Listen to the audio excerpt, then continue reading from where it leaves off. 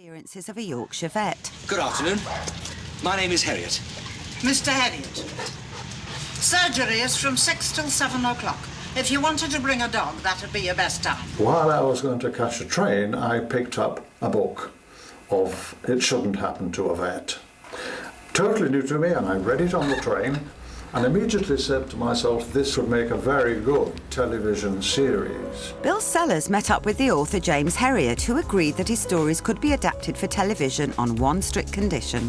He made me promise solemnly that I would not change anything. Good morning. Hello, Mr. Osmond. How are you today? All right. And I had to say, I won't invent it. I promise I will not invent it. And I didn't.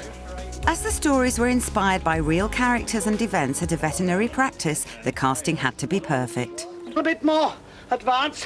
I know what I'm doing. For the cantankerous and eccentric Siegfried, Bill Sellers approached Robert Hardy, who was initially sceptical. I warned them. I said, it'll bore the townspeople and annoy the country people. And they said, well, it's a risk we're prepared to take. All right, are you, Mr. Farnan? Yes, perfectly all right, thank you, Mr. Kendall. Bill invited unknown Christopher Timothy into the BBC and offered him one of the lead roles. And he said, I want you to play Herriot. My God, I thought...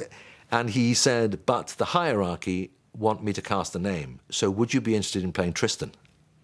Christopher Timothy was a jobbing actor who'd popped up in Z-Cars, The Liverbirds and the British sex comedy Eskimo Nell. Being offered the Tristan part was a big break, and most actors would have jumped at the chance. I had a wife, I had children, I had a mortgage to pay, and I wasn't working. And I said, no, it's Herriot or nothing. Well, I mean, what a dumb, stupid thing to say. It wasn't a star name, and it took me back a little. Christopher Timothy was staking everything on landing the role of James Herriot. With the part of Tristan up for grabs, the search began for a young, posh, badly behaved, animal-loving actor. I think I lied about it almost every aspect of playing the part. I said I smoked, didn't smoke. Said I drank, didn't drink. Said I knew a bit about animals, didn't know anything about animals. Is that an anaesthetic, Mr. Ripley? It's me that's suffering. Clumsiness. I remember getting the cup of coffee and thinking, OK, now I'm going to have to drink the cup of coffee because they very kindly, made it for me while I'm reading the script. And then I spilt the coffee all over myself, and it was just disastrous.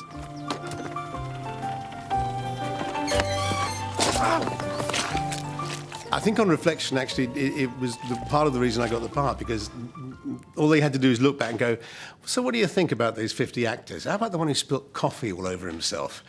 And it kind of fitted in with the character. Landing the Tristan role was a fantastic break for the unknown actor. Yippee! With 2 of the 3 vets now cast and no word from the producers, Christopher Timothy was convinced that the chance to play Herriot had passed him by. Where the devil is the fellow? I got home one night, and about 9 o'clock, my wife was washing up in the kitchen. I walked through the back door into the kitchen, and she said, without turning around, she said, you've got the Herriot part.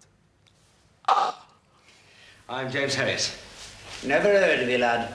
I heard a story that towards the end, when all the other parts were cast, the directors were in position, but not the actor to play James Herriot. And one of the directors got up and said, look, why don't we give it to Christopher Timothy and make him a name? There was a pause, and then Bill Sellers said, yeah, all right then. With casting complete, Christopher Timothy was dispatched to Yorkshire, where he spent a week doing the rounds with Jack Watkinson, the local vet and advisor for the series. Tail's a bit dirty. You've been scouring a bit.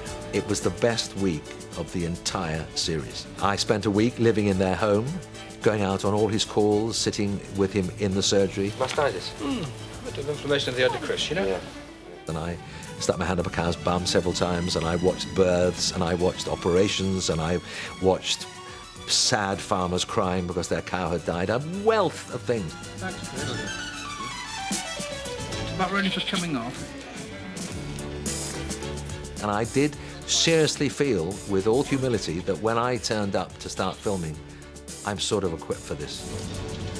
Filming began in the small Yorkshire village of Askrigg in autumn 1977, with everybody determined to do justice to the spirit of the original James Herriot novels. And one of the first things the actors learned was that life as a Yorkshire vet would not be easy. I remember a day when we did a lambing sequence all through the night in the dead ice cold of winter, deep snow and endless frost. It couldn't be, what? Calcium deficiency, could it? Well, is it? People would hand me a cup of tea and I'd stick my hand in it rather than drink it because my fingers were so cold. How about a drink? Oh, that'd be marvellous. Guess I could use a drink. Hey, I meant for cow. Yes, it's a very good idea. Drink for the cow. I was standing there in the freezing cold with this girl painting my arm with cow shit. And I remember thinking, this is not what being a star in a television series is about, is it? Now, ain't that something? Just like real vets, the actors had to familiarise themselves with every part of an animal's anatomy, treating them with care and respect whilst avoiding sentimentality. It'll be all right then, Mr. Faraday. Oh, yes. It just... And they knew the animal-loving British viewers would be watching closely. Nothing defines human character so acutely as their relationship with their animals. And even the toughest of people, no matter what kind of front they put up with people, when it concerns animals, their vulnerabilities are incredibly acute. If you'd given me the chance, I could have saved her too.